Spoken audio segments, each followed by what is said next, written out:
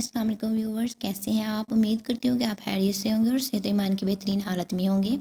हमने स्टार्ट किया हुआ है क्लास 9 का chapter number 4 turning effect of forces. आज का हमारा टॉपिक है resolution of forces. Let's start it. Splitting of forces होती क्या है? फोर्सेस को जब हम स्प्लिट करते हैं डिफरेंट कंपोनेंट में तो वो होता है रेजोल्यूशन ऑफ फोर्सेस। अगर यही कंपोनेंट हमारे पास परपेंडिकुलर प्लेस्ड हों तो इन्हें हम कहते हैं परपेंडिकुलर कंपोनेंट। डेफिनेशन देखते हैं। Splitting up of a force into two mutually perpendicular component is called the resolution of that force. एक फोर्स को स्प्लिट करना दो म्यूचुअली परपेंडिकुलर कंपोनेंट में, इसे हम कहते हैं रेजोल्यूशन ऑफ फोर्सेस। दो म्यूचुअली परपेंडिकुलर कंपोनेंट कौन से होंगे? एक्स कंपोनेंट और वाई कंपोनेंट। जैसे कि आपको डायग्राम से शो हो रहा है कि हमने एक एक्स कंपोनेंट लिया हुआ है जो कि ओ एक्स डायरेक्शन में है और एक हमने कंपोनेंट वाई लिया हुआ है जो कि परपेंडिकुलर है। According to head to tail rule, जैसे कि हमने हमारे प्रीवियस लेक्चर से ये बात क्लियर थी कि हेड टू टेल रूल होता क्या है। हम लिख सकते हैं ना, O A is equal to O B plus B A. And according to head to tail rule, O A is equal to O B plus B A. Component O B and B A are perpendicular to each other. हमें ये बात clear है। According to diagram हमने ये चीज़ ली हुई है। The component O B and B A are perpendicular to each other. They are called the perpendicular x component of OA representing force F। ये जो F कंपोनेंट है इसमें हर वो खसूसियत होती है जो एफ वाई और एफ एक्स में है। इन दोनों को एडअप करें तो एक हमारे पास रिजल्टेंट वेक्टर आता है, वो किसके इक्वल है? F के। And we can write as, हमने क्या लिया हुआ था? F। एंड ओ बी पे हमने लिया हुआ था एक्स कंपोनेंट और बी ए क्या है?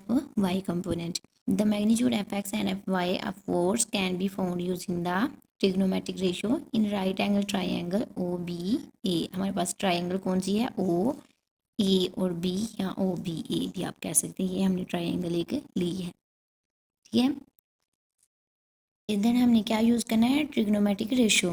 वो हमारे पास क्या थे? O B over O A is equal to cos theta. O B पे हमने क्या लिया हुआ था? एक्स कंपोनेंट और ओ ए पे हमने क्या लिया था? फोर्स का कंपोनेंट। मैग्नीट्यूड फाइंड करना था हमने एफ एक्स का और एफ वाई का। इसको हम इस साइड पे रहने देंगे और जो फोर्स कंपोनेंट इधर डिवाइड हो रहा है वो दूसरी साइड पे जाके मल्टीप्लाई हो जाएगा। Similarly, we can find y component as it is. Fy over f is equal to ba over ob is equal to sin theta। fy में हमारे पास sin theta आएगा, ba over oa is equal to sin theta। O B A पे हमने क्या लिया हुआ था? y component. ओ ए में हमारे पास क्या है? f component. एफ वाई इधर ही रहेगा, f दूसरी साइड पे जाके मल्टीप्लाई हो जाएगा तो F Y is equal to F sine theta. Final relation हमारे पास क्या आ गया है? F X is equal to F cos theta और F Y is equal to F sine theta. Hope so कि इधर तक आपका कॉन्सेप्ट बिल्कुल क्लियर हो गया होगा।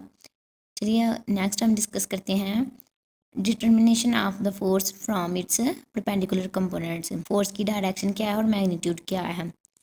हमने वही डायग्राम ली है, आप इसके नाम चेंज कर सकते हैं। इधर हमारे पास जस्ट नेम ही चेंज है, लेकिन हमने फोर्स का component X Y component as it is ही लिए हैं।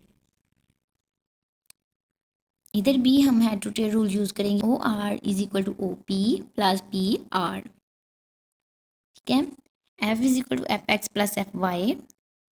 The magnitude of the force F can be determined using the right angle triangle O P R. इधर हम यूज करेंगे Pythagoras theorem. Hypotenuse square is equal to base square plus perpendicular square. Hypotenuse हमारे पास क्या है? F square is equal to F x square plus F y square. Base हमने क्या ली हुई है? एक्स कंपोनेंट, तो उसका स्क्वायर आ जाएगा, और परपेंडिकुलर में क्या है? वाई कंपोनेंट, तो उसका स्क्वायर आ जाएगा। दोनों साइड पे हमने स्क्वायर रूट लिया तो इस साइड वाला तो स्क्वायर रूट कैंसिल आउट हो जाएगा, तो दूसरी साइड पे क्या बचेगा? Square root F x square plus F y square. Force का हमने मैग्नीट्यूड फाइंड आउट कर लिया है, अब हमने फाइंड करना है डायरेक्शन ऑफ फोर्स।